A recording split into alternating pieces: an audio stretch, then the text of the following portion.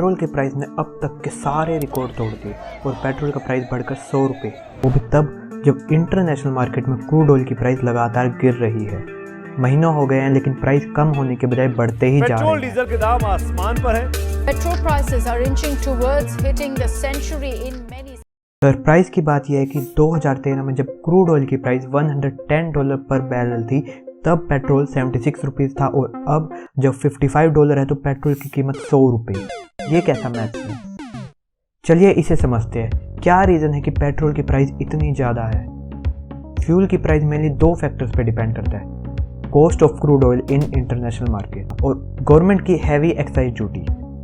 India में petrol की price directly international market पर डिपेंड करते हैं और अगर मार्केट में प्राइस रेज होता है तो इंडिया में भी इसका इफेक्ट पड़ता है। लेकिन जैसे सबको पता है लास्ट ईयर अप्रैल में कोरोना वायरस की वजह से सब बंद था तो पेट्रोल की डिमांड कम हो गई थी और जिसके कारण OMCs यानी कि ऑयल मार्केटिंग कंपनीज को भारी नुकसान झेलना पड़ा और उस लॉस की रिकवरी करने के लिए सऊदी अरेबिया जो कि वर्ल्ड की सबसे बड़ी क्रूड ऑयल एक्सपोर्टर है, उन्होंने क्रूड ऑयल की प्रोडक्शन 1 मिलियन बैरल से कम कर दिया और जिसका डायरेक्ट इम्पैक्ट इंडिया जैसी डेवलपिंग कंट्री को झेलना पड़ा।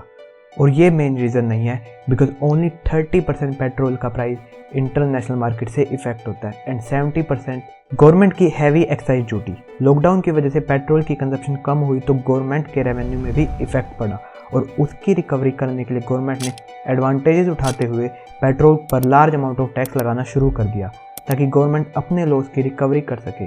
2014 में पेट्रोल पर एक्साइज ड्यूटी 9 रुपये थी और वहीं 2030 में उसे बढ़ाकर लगभग 10 गुना यानी कि 31.8 रुपीज़ कर दिया एंड इंडिया पे the highest taxes on fuel in the world. Fuel की प्राइस बढ़ने से ट्रांसपोर्टेशन पे ही नहीं बल्कि हमारी डेली नीड्स की चीज़ों पर भी इसका इफेक्ट पड़ा क्योंकि हम हर चीज़ जैसे वेजिटेबल, मिल्क, मेडिसिन जैसी चीज़ें ट्रांसपोर्टेशन के थ्रू ही एक जगह से दूसरी जगह तक मिलती है और इन सब के कारण से महंगाई और बढ़ेगी और देश की इकोनॉमिक ग्रोथ कम होगी। तो इसका सॉल्यूशन क्या है? चलिए एक दूसरे को ब्लेम करने के बजाय सॉल्यूशन की बात करते हैं कि किस तरह से प्राइस को कम किया जा सकता है। Fuel under the GST। According to SBI economist, अगर हम फ्यूल को GST के अंडर लाए तो उसकी कॉस्ट बहुत हद तक कम हो सकती है। आज हम जो क्रूड ऑयल बाय करते हैं उसकी कीमत सिर्फ 32 रुपीज़ है लेकिन लोगों तक पहुंचने से पहले उस पर large amount of excise duty और फिर वैट लग जाता है और जिसकी वजह से उसकी प्राइस 100 रुपीज़ तक बढ़ जाती है। अगर हम उस पर GST लगाते तो हम उसकी कीमत 78 रुपीज़ तक ला सकते हैं। Diversification of its source of revenues यानी कि गवर्नमेंट को टैक्सेस के लिए पेट्रोल और डीजल पर डिपेंड होने के बजाय और भी रेवेन्यू सोर्स देखने होंगे जहां से वो अपना रेवेन्यू जनरेट कर सकते हैं, जैसे कि इनकम टैक्स से क्योंकि सिर्फ 4% ही लोग ऐसे हैं जो इनकम टैक्स पे कर सकते हैं, और पब्लिक सेक्टर के बैड लोन्स कलेक्ट करके। अकॉर्डिंग टू डाटा पिछले 4 सालों में 12 नेशनल बैंक ने लगभग 19,000 लाख करोड़ का बैड लोन्स दिया और जिसमें सिर्फ 16% की ही रिकवरी हुई और इन बैड लोन्स का इम्पैक्ट देश की इकोनॉमी पर होता है। गवर्नमेंट बैड लोन्स की रिकवरी करके भी अच्छा रेवेन्यू जनरेट कर सकती है। Promoting the more electric vehicle because electric vehicle is future. आने वाले टाइम में पेट्रोल की शॉर्टेज होगी तो उसके प्राइस और भी बढ़ सकते हैं और पेट्रोल सस्टेनेबल नहीं है।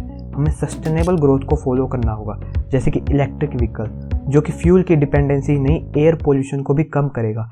अगर आपको ये वीडियो अच्छी लगी तो आप अपने दोस्तों के साथ भी शेयर करें ताकि वो भी सॉल्यूशन का हिस्सा बने क्योंकि प्रॉब्लम की बात करने के बजाय हमें सॉल्यूशन पर भी ध्यान देना होगा। हम प्रॉब्लम में ही इतना इन्वॉल्व हो जाते हैं कि हम सॉल्यूशन की बात करना ही भूल जाते हैं।